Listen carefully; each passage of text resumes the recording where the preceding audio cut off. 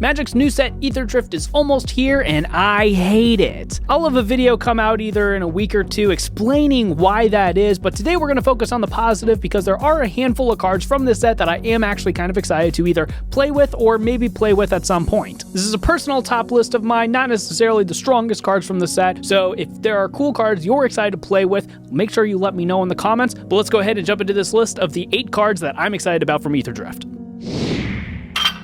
Starting off, we have Caradora, Heart of Alakria, which is a legendary human knight for 2, a green and a white. It's a 4/2. When it enters, you may search your library for a mount or vehicle card, reveal it, put it in your hand, then shuffle. If 1 or more +1/+1 counters would be put onto a creature or vehicle you control, that many +1/+1/+1 counters are put on it instead. I have a vehicles deck and am not super happy with how it plays right now. I've thought about changing the color combination of the deck, and this seems like a decent option. I'm working on the brew right now. I'm thinking I probably won't build it, at least in paper. Maybe it's a good Magic Online deck, just because the +1/+1 counter stuff, the green shuffling your deck looking for lands, and the token stuff, just a lot to keep track of in paper. But it is pretty cool, and notably there is a mount and a vehicle that lets you blink Caradora, so you can get repeated enters the battlefield triggers off of this, and there are some fun synergies with +1/+1 counters with vehicles.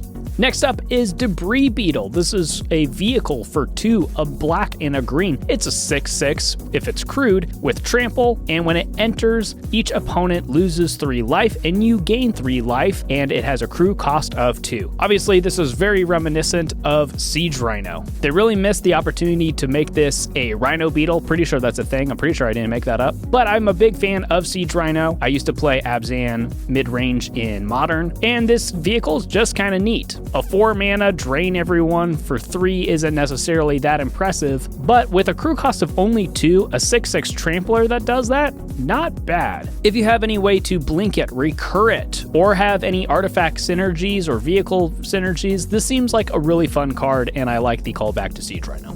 Number 6 is Full Throttle. This is for 4, a red and a red, a sorcery with the most terrifying art you've ever seen. After this main phase, there are 2 additional combat phases, and at the beginning of each combat this turn, untap all creatures that attacked this turn. Ignoring mana cost, this seems like one of the best options for extra combats. This is great in any deck that cares about attacking, has cool attack triggers, deals damage triggers, anything like that. The only thing holding it back is that 6 mana investment, so that means decks like Ishin might not be able to play it if they're tight on mana, but maybe any deck that cares about this kind of stuff that's in green might be able to pull it off. Either way, that's a lot of attacking, and I like seeing creatures get in there and attack and block, which is what we're supposed to do in Magic. Next up is Vnwxt Verbose Host, which is for 1 and a blue. It's a legendary homunculus, 0/4, with Start Your Engines. That means if you have no speed, it starts at 1. It increases once on each of your turns when an opponent loses life. Max speed is 4. By itself, it just says you have no maximum hand size, but if you have max speed, if you would draw a card, you draw 2 cards instead.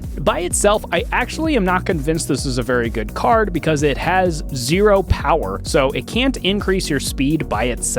But there are some decks where I think this would be really good in the 99. For instance, I have a Quasar Augur of Agonies deck, and I think this might be really good in the 99 because Quasar is very easily going to be raising the speed up to max very quickly. And at its base, it's a 2 mana, no maximum hand size, which that deck tends to want anyways, and a 0/4 is actually a pretty good blocker, especially in the early game.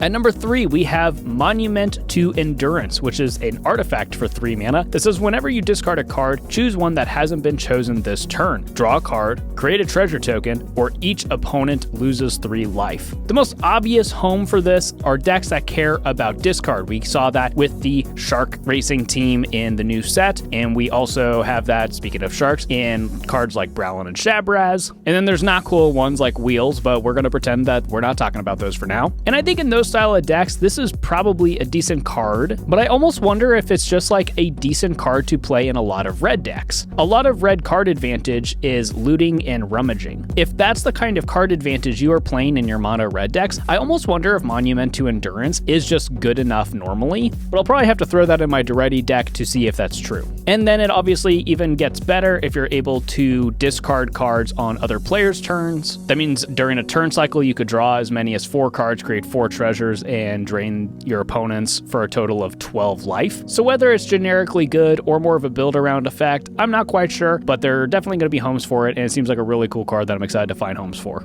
Next up, we have Thopter Fabricator, which is for 2 and a blue. It's a vehicle that's a 4/4 if it's crewed, with a crew cost of 2. It has flying, and whenever you draw your second card each turn, create a 1/1 Thopter artifact creature token with flying. We've seen a lot of these effects recently where if you draw your second card or do a thing a second time, you get to do another thing, and this seems like one of the more powerful of those effects, because you're putting a bunch of evasive attackers and blockers onto the battlefield. And I'm not just saying that as a Thopter fanboy, though I am. Any deck that's going to be drawing an obscene amount of cards or really cares about the tokens, this just seems really good. And again, this triggers on any turn, so if you have any cards that let you draw during your opponent's turn, this theoretically can make you even more Thopters, and you can use those Thopters to crew it, which at that point it's a 3 mana 4/4 with flying, which is nothing to scoff at either. First deck I'm going to slap this in is my Marneus Calgar deck, which is going to draw even more cards when I'm making those tokens, which seems perfectly fair and balanced. 2 cards left. Next one is Stridehangar Automaton. Again, Thopters. It's a 3 mana 1/4 construct that says Thopters you control get +1/+1, and if 1 or more artifact tokens would be created under your control, those tokens plus an additional Thopter token are created instead. Again, this is going to go in Marneus Calgar,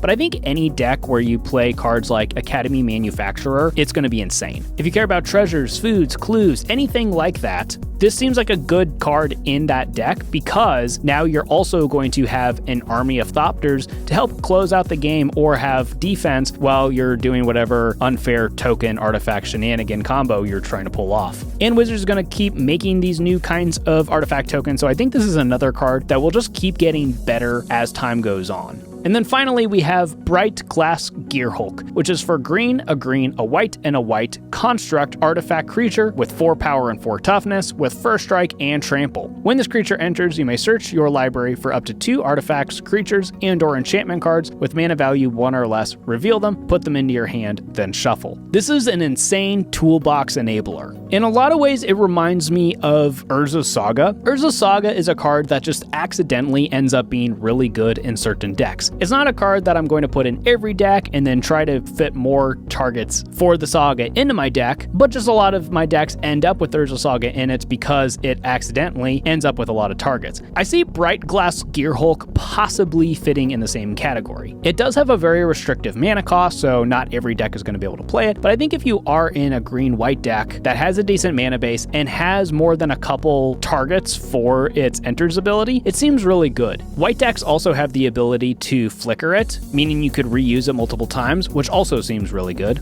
So I'm going to try to remember this card as I'm building my green-white decks going forward. At the end of my deck building process, if it looks like I have more than a few juicy targets for the Brightglass Gearhulk, I'm going to make sure it ends up in there. And those are the cards from Aetherdrift I am most excited to play with. If I didn't hit on your favorite card from the set, make sure you let me know in the comments, and I'll be back in a week or two to explain why I'm actually not that high on this set, even though these cards are pretty neat. If you're new, make sure you subscribe, check out our other content, and I will see you guys next time.